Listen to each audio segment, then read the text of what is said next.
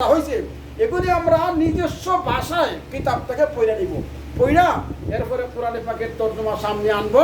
আমরা কোরআনে পাক তর্জমা তো না, মানে তর্জমাটা শুধু তর্জমাটা আমরা কি পড়বো, যেহেতু আমার বিষয়গুলো জানা আছে, এখন শুধু তর্জমা করলেই কি আমি কোরআনে কারীম পড়তে পারবো এবং শিখতে পারবো। তাহলে 1 নম্বর পদ্ধতিতে আমরা পারলাম না। 2 নম্বর পদ্ধতি হলো আমার যে ভাষা জানা আছে ওই ভাষায় কোরআনের বিষয়বস্তুগুলা নিজে শিক্ষা করা। এখন এগুলিও তো আপনাদের দ্বারা আমাদের দ্বারা আর সম্ভব না, কারণ এখন নতুন করে আপনি কিতাবগুল্লা ফাদাইল শিখবেন, মাসলা মাসাইল শিখবেন, ফিকহ শিখবেন, ইলমে বয়ান শিখবেন, ওযুর ফরজ কয়টা শিখবেন, হজের ফরজ কয়টা শিখবেন, এই সময় তো আমাদের হাতে আর কি নাই। তাহলে 2 নম্বর পদ্ধতিতে কোরআনে কারীম বুঝবার যে লাইন ওইটাও আমাদের দ্বারা সম্ভব না, গেল 2টা। 3 নম্বর কোরআন বুঝতে হইলে আপনি এক কাজ করেন, কোরআনে কারীমের একটা তর্জমা কিনেন, তাও যাচাই বাছাই করে যেটা ভালো তর্জমা ওইটা কিনলেন।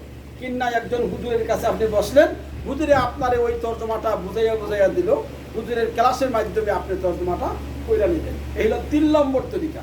এখন 3 নম্বর তরিকা যেটা ওইটাও আপনাদের দ্বারা সম্ভব না, কেননা আমরা ওয়ার্কশপে কাজ করি, নিজের কাজকর্ম নিয়ে ব্যস্ত। এখানে আবার আরেকজন হুজুর ভ্রমকতায় ওনার কাছে কি আবার ক্লাস করবো প্রত্যেক দিনে একদিন, ওই সময় তো আমাদের হাতে কি আর নাই।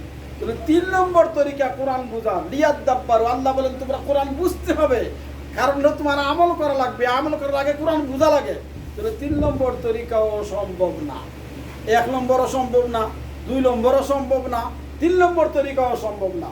কিতাবুন আনজালনাহু ইলাইকা মুবারাকুল লিয়াদাব্বারু আয়াতি ওয়া লিয়াতাযাক্কারা উলুল আলবাব। 3 নম্বর তরিকা সম্ভব না। 4 নম্বর তরিকা হইল,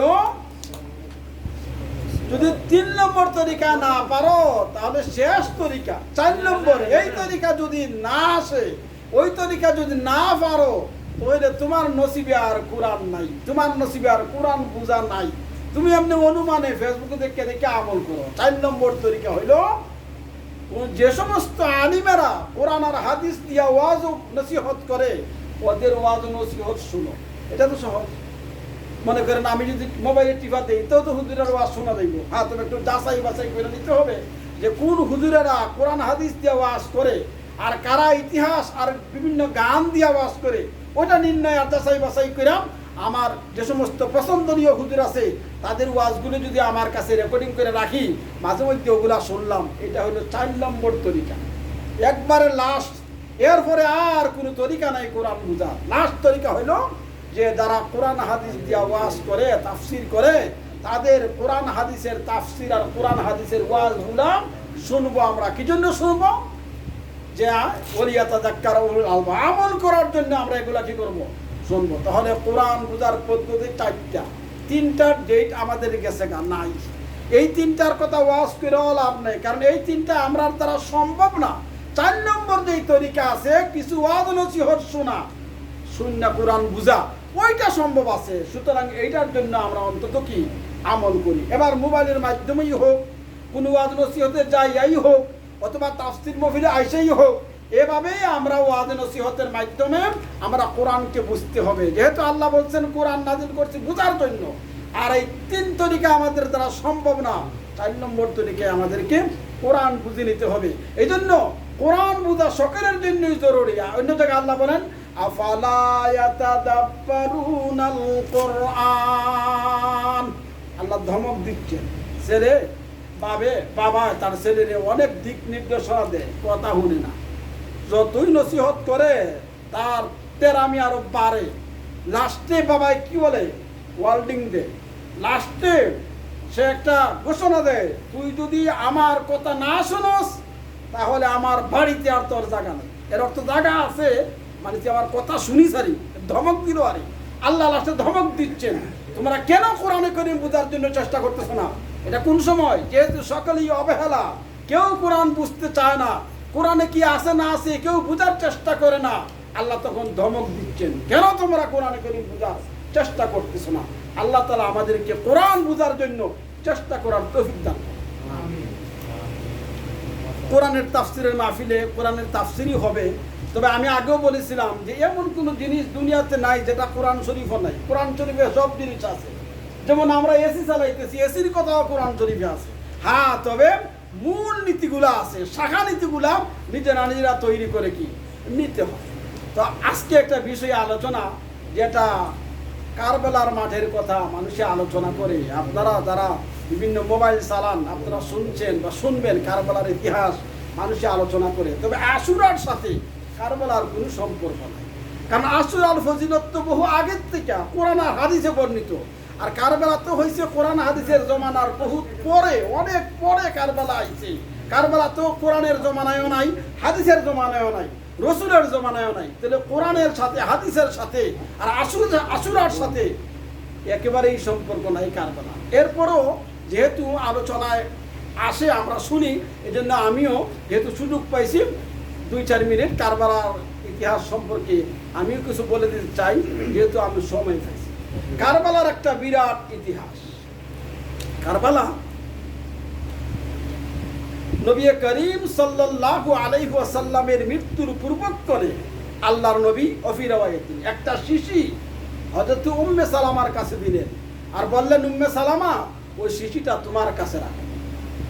উম্মে সালামা বললেন, ইয়া রাসূলুল্লাহ, আমি রাখতে পারি, কিন্তু আপনি বলতে হবে ওইটার ভিতরে কি আছে। নবী ইসলাম বললেন, এটার ভিতরে মাটি, কারবালার ময়দানের কিছু মাটি আছে। তো মাটি আমার কাছে আপনি মাটি দিচ্ছেন, আমি এটা কি জন্য রাখবো? আমাকে বললে আমি রাখবো, নাইলে আমি রাখবো না। কারণ উম্মে সালামা অত্যন্ত বুদ্ধিমতী ছিলেন, অত্যন্ত জ্ঞানী ছিলেন। উম্মে সালামা অত্যন্ত গুণী ছিলেন। উম্মে সালামা খুব সাহসীও ছিলেন। কোনো সময় যুদ্ধ লাগলে উম্মে সালামা নবীজিকে বলতেন, ইয়া রাসূলুল্লাহ, আমার একটা তরবারি দেন, আমিও যুদ্ধ করতে যাব।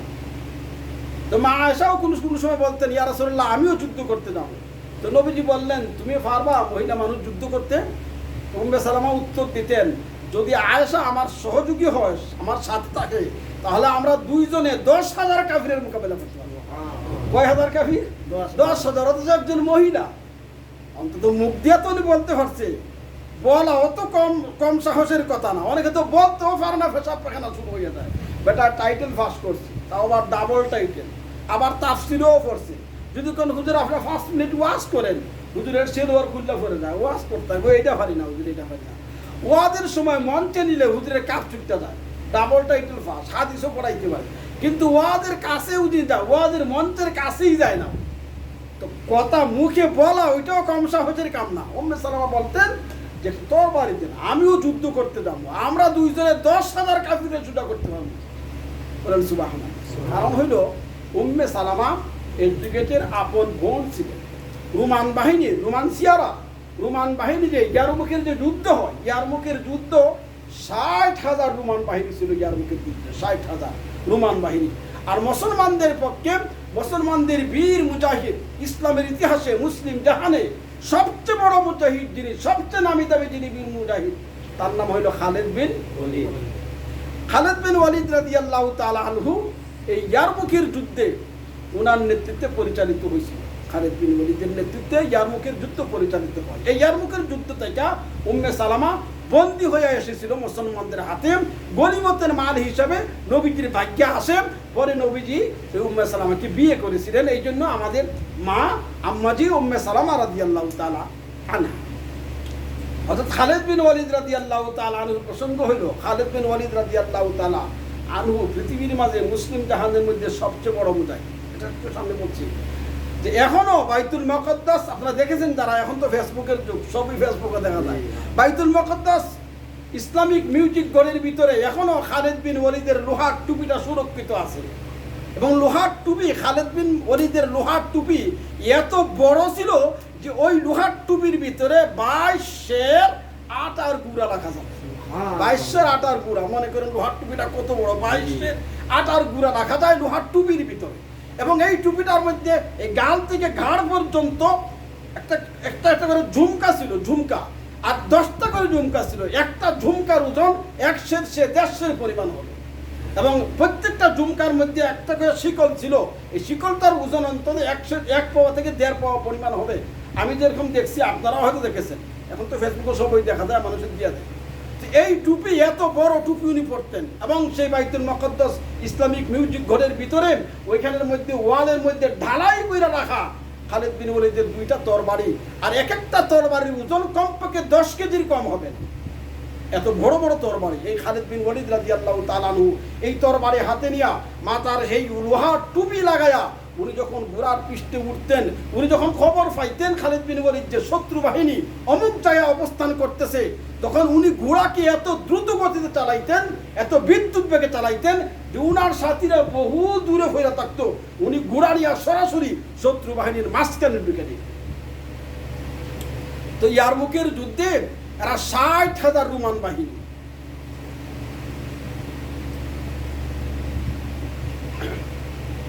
খালিদ বিন ওয়ালিদ রাদিয়াল্লাহু তাআলা জানতে পারছে ওরা অমুক জায়গায় অবস্থান করতেছে। উনি একা, সাথে আছে আরো 12,000 মুসলমান, কিন্তু ওরা তো পিছনে পড়ে রয়েছে। খালিদ বিন ওয়ালিদ ঘোড়ার পৃষ্ঠে সওয়ার হইয়া লোহার টুপি লাগাইয়া তরবারি হাতে লাগাইয়া এমন জোরে দৌড় দিছে, খালি দুলার দুলা দেখা যায়। এক দৌড়ে নিয়ে 60,000 শত্রু বেষ্টনীর ভিতরে ঢুকে গেছে। বলেন সুবহানাল্লাহ। 60,000 মানুষ সৈন্য দুশ্মন ওদের ভিতরে ঢুকে গেছে। দুইটা ওনার ঘোড়া থামছে, উনি ঘোড়ার থেকে নামছে, লাইবা চিৎকার করে ডাক দিছে আর বলতেছে, ইসলামের দুশ্মনেরা, কোরআনের দুশ্মনেরা, এই ইসলামের শত্রু তোমরা কাফির বেঈমান মুশরিক, কে আছো তোমাদের মধ্যে তোমাদের ছেলেকে এতিম করবা, কে আছো তোমাদের স্ত্রীকে বিধবা করবা, কে আছো তোমাদের মা বাপকে সন্তান হারা করবা, আসো খালেদের তরবারির সামনে আসো, খালিদ বিন ওয়ালিদের সামনে আসো, আসো তোমাদেরকে আমি জাহান্নামে পৌঁছাইয়া দেই। 60,000 সৈন্য মাঝখানে এরকম আওয়াজ দিলে ভয় লাগে না একটু? কিনা আমরা এত মানুষ এরকম ভাবে হুঙ্কার দিল, এরকম জোরে হুঙ্কার দিচ্ছে, হুঙ্কারের চুটে 60,000 কি 60,000 দৌড়। বেচারায় যে হুঙ্কার দিচ্ছে মাইরে ভালোই করতে উপায় নাই, একজন না দুইজন দেখার ক্ষমতা নাই, তাদের দেখার শক্তি হইতে নাই, মানুষ এলো না, জি নাইলো, বুঝতে উঠতে পারে নাই, হুঙ্কার শুনে দৌড় ফালাইছে। দৌড় যখন ফালাইছে, সবাই যখন চলে গেছেন, তখন উম্মে সালামাও বন্দী হইয়া ওদের কাছ থেকে মুসলমানরা তারাকে নিয়ে আসলেন। হযরত ওমর রাদিয়াল্লাহু তাআলা আনহু জিজ্ঞেস করেন, হে খালিদ বিন ওয়ালিদ, তুমি এই যে ঘোড়ার উপরে সওয়ার হইয়া দৌড়াইয়া গিয়া তুমি যে শত্রু একবারে মাঝখানে ঢুকে দাও, চতুর্দিকে শত্রু বাহিনী, কাফির মুশরিক বেঈমান বাহিনী, এই 60,000 বিভিন্ন যুদ্ধে মাঝখানে ঢুকে দাও, তুমি কি, তোমার কি জানের মায়া নাই, তোমার কি জীবনের মায়া নাই, তোমার কি একটু ডর আর ভয় হয় না অন্তরে? খালিদ বিন ওয়ালিদ রাদিয়াল্লাহু তাআলা উত্তর দিতেন, হে ওমর, যেদিন থেকে আমি মুসলমান হয়েছি, যেদিন থেকে আমি ঈমান নিয়ে এসেছি, সেদিন থেকে আমার অন্তরে আমার ছেলের মায়া নাই, আমার মেয়ের মায়া নাই, আমার স্ত্রীর মায়া নাই, আমার আল্লাহর কসম আমার জীবনের মায়া আমার কাছে নাই। একমাত্র মায়া হলো মুহাম্মদ রাসূল সাল্লাল্লাহু আলাইহি ওয়াসাল্লাম, নবী করিম সাল্লাল্লাহু আলাইহি ওয়াসাল্লামের মহব্বত, নবীজির মায়া আমার অন্তরে আর আল্লাহর ভয়, এই দুই জিনিস আমার অন্তরে থাকার কারণে জীবনে আমি যত যুদ্ধ করেছি কোনো যুদ্ধে আমি পরাজিত হই।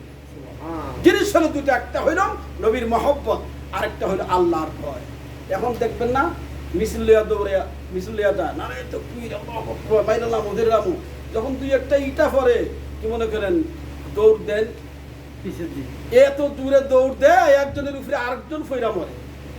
কারণ যার ভিতরে আল্লাহর ভয়, সে দুনিয়ার কোনো শক্তিকে ভয় করতে শিখে নাই। কিন্তু আমাদের কাছে আল্লাহর ভয়ই নাই, এই জন্য একটা দেখলেই প্রথমে চিন্তাবাদ চিন্তাবাদ, এরপরে এমন দৌড় শুরু হয়, জুতা আর জুতা, এত জুতা এলো থেকে দৌড় না দিলে, আর দৌড় যদি দিতে হয় তাহলে তোমার ভিতরে আল্লাহর ভয় যখন সৃষ্টি করতে পারো নাই, রসুলের প্রাণ যখন তোমার ভিতরে নাই, তুমি কিসের জেহাদিয়ার করবা? এটা অন্যকে আমরা বলছি না, আমরা উসিবি নাফসি, আমরা নিজে নিজেরে বলছি। এখন গিয়া দেখেন না, আপনি আমি যাই না, বাবারে বা চিন্তাবাদ দৈরালাম মাইরালাম আয়োগ, যখন দুই একটা গুলি পড়লো, হায় রে দৌড়, একজনের উপরে হইলে আরেকজন মরে। কিন্তু খালিদ বিন ওয়ালিদ বলেন যে আল্লাহর কসম, আমার এই অন্তরের ভিতরে রসুলের মহব্বত আর আল্লাহর ভয় ছাড়া দুনিয়ার কোনো জিনিসকে আমি ভয় করতে শিখি নাই। এই আল্লাহর ভয়ের কারণেই আমি যত যুদ্ধ করেছি, কোনো যুদ্ধতে জীবনে আমি পরাজিত হই। এখনো যদি আমাদের অন্তরে সেই খালিদ বিন ওয়ালিদের মতো রসুলের প্রতি মহব্বত আর আল্লাহর ভয় থাকে, তাহলে আমরা কোনোদিন পরাজিত হব না। কিন্তু এখন তো আসলই নাই, নকল লইয়া দৌড়াদৌড়ি, আসলটাই কি না, এখানে হেরা জানে দৌড়ানি দিলেই ভাগবো, এই জন্যই হেরা কি করে দৌড়ানি দেয়। যদি জানতো যে 1 লক্ষ মানুষ জমা হয়েছে, দৌড়ানি দিলে যাইব না। এটি কি মনে করেন 1 লক্ষ মানুষকে এরকম গুলি কইরা হত্যা করা কি সম্ভব? এরা জানে, আর কিছু লোকও তৈরি করে দেয়, তোরা পিছনে পিছনে বসিস পঞ্চায়েত বইরা, আর যে সময় আমরা গুলি টুলি লইয়া আমু, ওই সময় তারা একটু দৌড় দিস, তো তোরা দেখে দেখে হেরাও দৌড় দিব, তখন আমরা টুসটাস কইরা অন্তত 2-1000 মারমু আর বাকি তো সব দৌড়ে চলে যাবো। কিন্তু তারা যদি জানতো যে এই পার্টির ভিতরে আল্লাহর ভয় ছাড়া আমাদের বোমের ভয় নাই, তাহলে জিন্দিগিতেও তারা দৌড়ানি দেওয়ার লাগে আর কি আসতো না। কারণ এত মানুষ তারা মারার খেয়াল কেউ কি থাকে না। এই জন্য প্রথমে আমার ভিতরে সৃষ্টি হতে হবে নবীর প্রেম, দ্বিতীয় থাকতে হবে আল্লাহর প্রতি কি ভালোবাসা। এই দুই জিনিস আমাদেরকে থাকতে হবে। তো রোমান বাহিনীর এই 60,000 সৈন্যের বিরুদ্ধে যুদ্ধ করে মুসলমানরা জয়ী হয়েছেন। আর গনিমতের মাল হিসাবে উম্মে সালামাও মুসলমানদের কাছে আসে। তো উম্মে সালামা বলতেছেন, ইয়া রাসূলুল্লাহ, আমি রাখতে পারি আমার কাছে, কিন্তু কেন আমার এই বোতলটা দেওয়া হয়েছে কারণটা বলতে হবে। আল্লাহর নবী রেখে বলেন, উম্মে সালামা, এমন একদিন আসবে যেদিন আমি নবী দুনিয়ায় থাকবো না। ইসলামের বীর মুজাহিদ আবু বকর, ওমর, উসমান, আলী, আবু উবাইদা, খালিদ বিন ওয়ালিদ, ওরা কেউ দুনিয়ায় থাকবে না। এমন এক সময় আসবে, সেই কুফার গভর্নর থাকবে, তখন এজিদের পক্ষ থেকে থাকবে কুফার গভর্নর। আর সেই কুফার গভর্নরে কি করবে? উবাইদুল্লাহ বিন জিয়াদ, সেই জিয়াদের চক্রান্তে, এজিদের চক্রান্তে আমার ভাই ইমাম হাসানকে মদিনায় বিষ পান করাইয়া, ময়মুনার মাধ্যমে অথবা কোন মহিলার মাধ্যমে বিষ পান করাইয়া আমার ভাই ইমাম হাসানকে মদিনাতেই শহীদ করে দেওয়া হবে। এমন একদিন আসবে। আর তারা বিভিন্ন ভাবে কলা কৌশল করে, বিভিন্ন চিঠি দিয়া, বিভিন্ন ভাবে পরামর্শ দিয়া ইমাম হুসেনকে তারা মদিনার থেকে বের করে নিয়ে যাবে, বহু চিঠি দিয়া। আর রাস্তা বুলাইয়া ফুরাত নদীর পারে নিয়ে যাবে। ওইখানে নিয়ে তারা ফুরাতের পানি অবরুদ্ধ করে দিবে, পানি বন্ধ করে দিবে। ওইখানে পানির পিপাসায় তাদের কলিজা ফেটে যাবে, বুক ফেটে যাবে। তারা পানির পিপাসায় সেখানে ইমাম হুসেন শাহাদত বরণ করবে, সেখানে শাহাদত বরণ করবে ইমাম কাসেম, শাহাদত বরণ করবে আলী আসগর, শাহাদত বরণ করবেন মুসলিম ইবনে আকিল, শাহাদত বরণ করবেন আব্দুল হাব নামের সেই যুবক। এই এমন সেদিন আসবে যেদিন ওই যে তোমার কাছে বোতল দিছি, শিশি দিছি, এই শিশির মাটিগুলা যেদিন দেখবা তুমি রক্তে পরিণত হবে, যেদিন দেখবা লাল হয়ে গেছে, ওই দিনই মনে করবা যে আমার ভাই ইমাম হুসেন কারবালার ময়দানে শহীদ। উম্মে সালামা চোখের পানি ছেড়ে দিলেন আর বললেন, ইয়া রাসূলুল্লাহ, তাহলে কি আমি এত হতভাগা? আমি কি এত দুর্ভাগা? আমার নসিব কি এত খারাপ? আমার হায়াত কি এত লম্বা হবে? আমি কি এতদিন বেঁচে থাকবো যে আমি কি ইমাম হুসেনের সঙ্গে হব কারবালায়? তাহলে নাকি তাই নাকি আমিও কি সাথী হব নাকি কারবালায় ইমাম হুসেনের সাথে? নবী করিম সাল্লাল্লাহু আলাইহি ওয়াসাল্লামের এই ভবিষ্যৎবাণী, নবী করিম সাল্লাল্লাহু আলাইহি দুইজন স্ত্রী, একজন হলেন উম্মে সালামা, আরেকজন হলেন জয়নব বিনতে জাহশ। এই দুইজন নবী করিম সাল্লাল্লাহু আলাইহি ওয়াসাল্লামের স্ত্রী ইমাম হুসেনের সাথে কারবালার জিহাদে শরীক হয়েছে। তবে উম্মে সালামা সহি সালামতে মদিনায় ফিরত আসলেন, কিন্তু জয়নব বিনতে জাহশ রোগাগ্রস্ত হইয়া দামেস্ক ইন্তেকাল করলে সেই দামেস্কের পাশাপাশি এলাকা যেখানে ইউসুফ আলাইহিস সালাতু ওয়াস সালামের মা রাহেলার কবর, সেই দামেস্ক জেনারেল শহর থেকে প্রায় 8.5 মাইল যদি উত্তর দিকে যায়, তাহলে ওইখানের মধ্যে এই 8.5 মাইল উত্তর দিকে যাইতেন ইউসুফ আলাইহিস সালাতু ওয়াস সালামের মাতা যে রাহেলা, ওই রাহেলার কবর হলো 3.5 মাইল দূরে। ওইখানে রাহেলার কবরের পাশে জয়নবের কবর হয়ে যায়। এখানে তারা ওনাকে কবর দিয়া আর এই উনারা চলে আসেন। উম্মে সালামা শুধু চলে আসেন মদিনাতে, আর বাকি এরা কেউ মদিনাতে আসতে পারে নাই। কেউ তো কারবালায় শহীদ হয়ে গেছেন, কেউ রাস্তায় মৃত্যুবরণ করেছেন, রাস্তায় কবর হয়েছে। শুধুমাত্র উম্মে সালামা রাদিয়াল্লাহু তাআলা আনহা উনি সহি সালামতি মদিনায় ফিরে আসলেন। সেই বাগদাদ থেকে দামেস্ক যাইতে বাগদাদের ঠিক মাঝখানে হলো দাজলা নদী, আর এই দাজলা নদীর কাছেই আব্দুল কাদের জিলানী রহমতুল্লাহ তাআলা আলাইহির কবর আছে। আর আব্দুল কাদের জিলানী রহমতুল্লাহ আলাইহির কবরের পশ্চিম দিকে গেলেন, এখান থেকে পরে 2 কিলোমিটার গেলে ওইখানে বাদশাহ হারুনুর রশিদের কবর, ওনার স্ত্রী বিবি জুবাইদার কবর। আপনারা দেখেছেন মক্কাতে জুবাইদার যে নহরে জুবাইদা আছে, এই জুবাইদার কবর, এইখানেই বিবি জুবাইদার কবর, বাদশাহ হারুনুর রশিদের কবর। এর থেকে একটু পশ্চিম দিয়ে গেলেন ইমামে আজম আবু হানিফা রহমতুল্লাহ তাআলা আলাইহির ওইখানে ওনার মাতৃভূমি। আর ইমামে আজম আবু হানিফা রহমতুল্লাহ তাআলা আলাইহির মাতৃভূমির থেকে আরেকটু পশ্চিমে গেলেন হযরত আলী রাদিয়াল্লাহু তাআলা আনহুর কবর। আলীর কবর মদিনাতে না, ওনার কবর ওইখানে বাগদাদে ওনার কবর, কুফাতে ওনার কবর। আর হযরত আলী রাদিয়াল্লাহু তাআলা আনহুর কবর থেকে 250 কদম বা 300 কদম যদি কেউ উত্তর পশ্চিম দিকে যায়, তাহলে এখানে কারবালার শাহী গেট। আর কারবালার শাহী গেট দিয়ে ভিতরে গেলেই মুসলিম ইবনে আকিলের কবর। ডান দিকে যিনি সেই কারবালার ময়দানের প্রথম শহীদ হয়েছিলেন। আর এই কারবালার গেট দিয়ে একটু ভিতরে গেলে ওয়াদিয়া মাসিয়া নামক একটা জায়গা আছে। ওয়াদিয়া মাসিয়ার সেই দক্ষিণ পূর্ব প্রান্তে গেলে ওইখানের মধ্যে ইমাম হোসেন রাদিয়াল্লাহু তাআলা আনহুর মাথা নাই, পল্লা ছাড়া, মাথা ছাড়া, শুধুমাত্র দেহ মোবারকের কবর এই ওয়াদিয়া মাসিয়ার মধ্যে কারবালার গেটের ভিতরে। এবং উনার সাথেই ইমাম কাসিমের কবর, আলী আসগরের কবর, মোহাম্মদ আব্দুল ওহাবের কবর, এইখানেই শাহাদত বরণ যারা করেছেন সকলেরই কবর। অর্থাৎ ইমাম আলী আসগর জিহাদের ময়দান থেকে 2 বার ফিরত এসেছেন। আচ্ছা বলছেন, চাচা একটু পানি যদি আমারে দিতেন, পানির পিপাসায় আমার বুকটা ফেটে যাচ্ছে, পানির পিপাসায় আমার কলিজা ফেটে যাচ্ছে, চাচা যদি একটু পানির ব্যবস্থা করতে পারতেন তাহলে আমি দেখতাম এজিদ কোথায় থাকে, আমি দেখে ছাড়তাম, কিন্তু আমার গলা শুকাইয়া গেছে, বুক ফেটে যাচ্ছে। হযরত ইমাম হুসেন রাদিয়াল্লাহু তাআলা বললেন, ভাতিজা চাচা আমি তো পানি তো এজিদ বন্ধ করে দিয়েছে, অবরোধ করে দিয়েছে, আমি জিহ্বা বের করে দিলাম, তুমি আমার জিহ্বা চুষিয়া ময়দানে যাও। এই যে আলী আসগর ময়দানে গেল, আর তো উনি ফিরত আসে নাই, কাসিমও ফিরত আসে নাই, মুসলিম ইবনে আকিল ফিরত আসে নাই, মোহাম্মদ আলী ফিরত আসে নাই। সকলেই যখন শহীদ হইয়া গেছেন, কাফির মুশরিক বেঈমানদের পক্ষে যারা দালালি করেছে শত্রু বাহিনী, তারা চতুর্দিকে লুকাইয়া রয়েছে। ইমাম হুসেন তখন মরে নাই, তখন উনি শাহাদত বরণ করেন নাই। উনি ভাবছে কোনো শত্রু মত্রু যখন নাই, একটু পানি পান করি আমি যাই। উনি পানি পান করার জন্য যখন ফোরাতে দিয়ে গেলেন, পানি পান করবেন, ফোরাত নদীতে ইমাম হোসেন নামছেন, পানি পান করবেন, আর মনে মনে ভাবতেছেন আমার 2জন নানি তো আমার সাথে, উম্মে সালামা এবং জয়নব বিনতে জাহাশ, তাদেরকে যে মদিনায় আমি পৌঁছাই দিতে হবে, তো আমি পানি যদি ঠিক মতো না খাই, আমি শক্তি না যোগাই, তাহলে তাদেরকে মদিনায় পৌঁছাবো কিভাবে? এই জন্য উনি পানি খাওয়ার চেষ্টা করতেছে। এই মুহূর্তে শত্রু বাহিনী আইসা ওনার দেহ থেকে মাথাটা নিয়ে গেছে। ইন্না লিল্লাহি ওয়া ইন্না ইলাইহি রাজিউন। কারবালার ময়দানে সকলেই শহীদ হইয়া গেলেন। হুসেন রাদিয়াল্লাহু তাআলা আনহু কারবালার ময়দানে শহীদ হইয়া গেলেন। আমার বলার পিছনে, এই ঘটনা আপনাদের সামনে বলার পিছনে উদ্দেশ্য ভিন্ন, একটা ভিন্ন হইল যে দেখেন, মানুষ 2 প্রকারের পাল্লা দিয়া জিনিস ওজন করে। একটা হইল দামি পাল্লা, যেমন নিত্যির পাল্লা, এটা দিয়া স্বর্ণ ওজন করে, রূপা ওজন করে, হীরা মানিকি ওজন করে, দামি জিনিস ওজন করে। আর একটা হলো লাখনি মাফার পাল্লা, এটা দিয়ে লাখনি 1 মণ 10 মণ 20 মণ ওজন করে। হ্যাঁ, তবে নিত্যির পাল্লা যেটা, স্বর্ণে মাফার পাল্লা যেটা নিত্যির পাল্লা, ওইটার মধ্যে হের ফের থাকে না। হের ফের একটু থাকলেও মানুষে মানবে না, কারণ স্বর্ণ দামি জিনিস, এটার ওজন করতে হবে সলিডভাবে, এটাতে হের ফের রাখা যাবে না, হের ফের থাকবে না। কিন্তু লাখনি মাফার পাল্লা যেটা হয়, ওইটার মধ্যে একটু হের ফের থাকে। লাখনি 1 কেজি বেশি বা 500 গ্রাম বেশি, 1000 গ্রাম বেশি, লাখনি এটা তেমন কেউ দৃষ্টির বলে।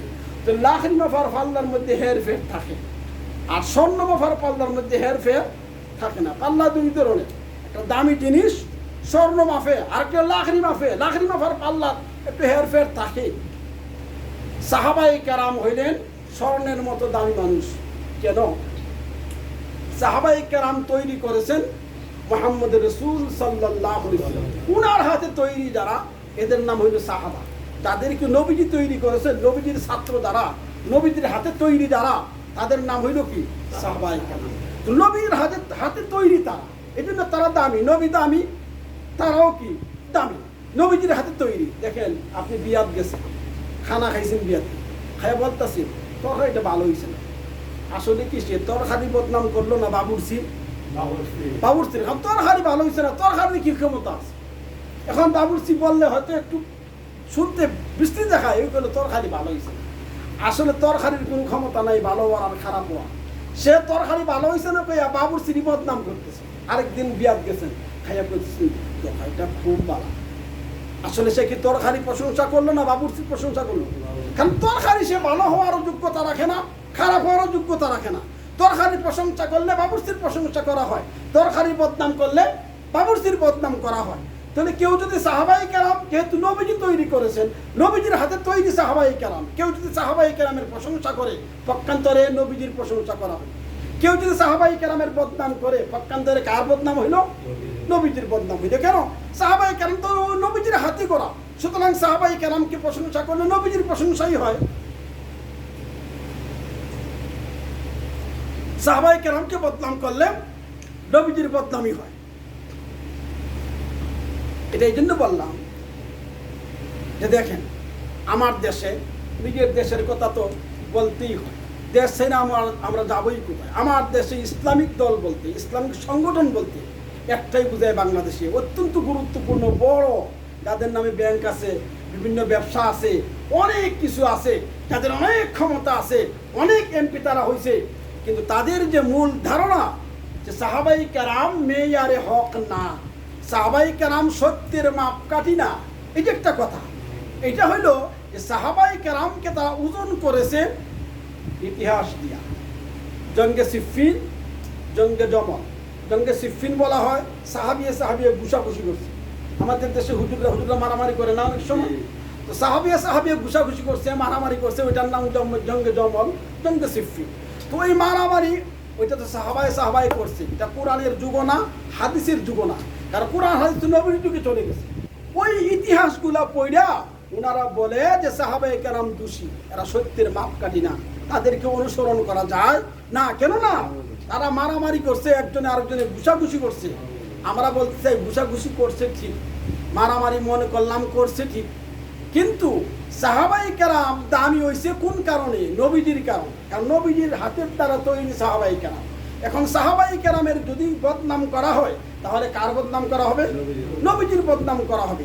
এই জন্য সাহাবাই কেরামের বদনাম করা যাবে না। হ্যাঁ, বাকি ঘুষাঘুষি করছে, এটা হইলা যে ঘুষাঘুষি করছে, এটা তো ইতিহাস, এটা তো কোরআনও না, হাদিসও না। এই যে আমি কিছুক্ষণ আগে আপনাদের সামনে যেগুলি বললাম কারবালা সম্পর্কে, এটা কোরআন শরীফা আছে, হাদিস শরীফা আছে, কোরআনও না, হাদিসও না, এটা কি? ইতিহাস। ইতিহাস মানে কি? লাখ রিমা ফার ফাল্লা। ইতিহাস মানে কি? লাখ রিমা ফার ফাল্লা। ওইটা একটা হেরফের আছে, লাখ রিমা ফার ফাল্লা, যেমন 1-2 কেজি হেরফের থাকে।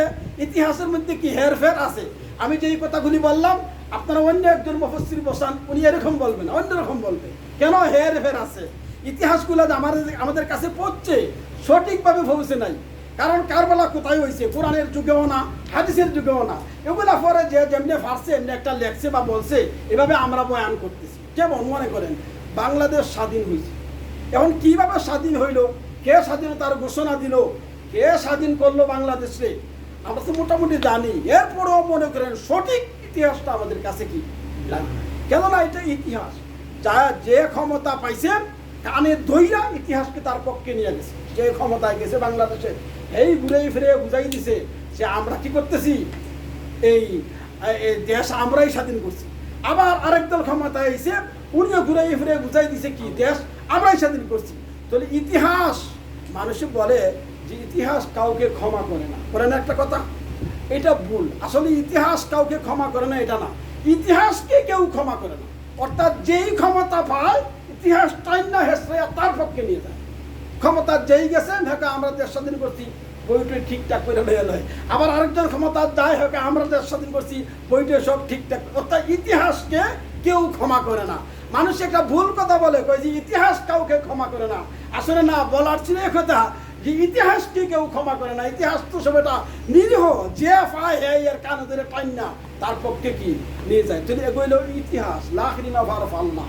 তাহলে সাহাবাই কেরাম মারামারি করছে, ঘুষাঘুষি করছে, এই জন্য সাহাবাই কেরামের সমালোচনা করা বৈধ হবে, ওইটা বলা যাবে না। কেন বলা যাবে না?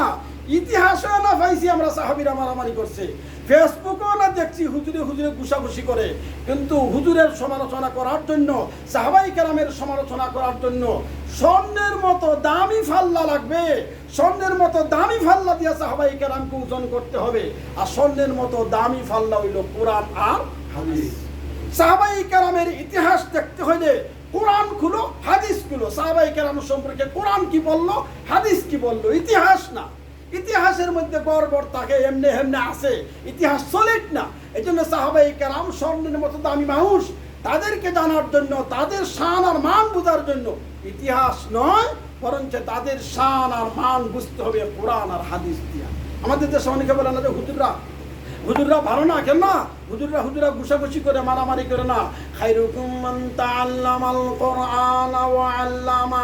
নবীজির ভাষা হলো আসমানের নিচে আর জমিনের উপরে সবচেয়ে শ্রেষ্ঠ আর সম্মানী জাতি হইল উলামায়ে কেরাম।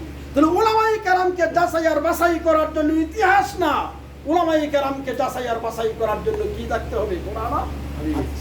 কোরআন হাদিস বলে দিবে হুজুরকে সম্মান করা যাবে কি যাবে না, হুজুরকে ইজ্জত করা কদ্দুর করা লাগবে, কোরআন আর হাদিস বলে দিবে, ইতিহাস নয়।